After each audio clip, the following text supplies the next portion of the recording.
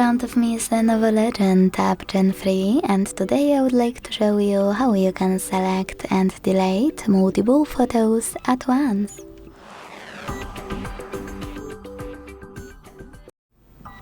Begin by launching Photos app and tapping on Photos or Collections on the left. Now you can hold any picture you wish to get rid of, and to select multiple right away, use those icons at the top left corners. To keep some of those photos, tap on the chosen ones, and to delete the rest, use bin icon at the bottom. Then hit Got It and move to bin.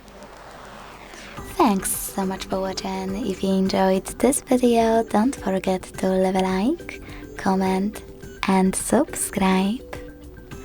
Bye!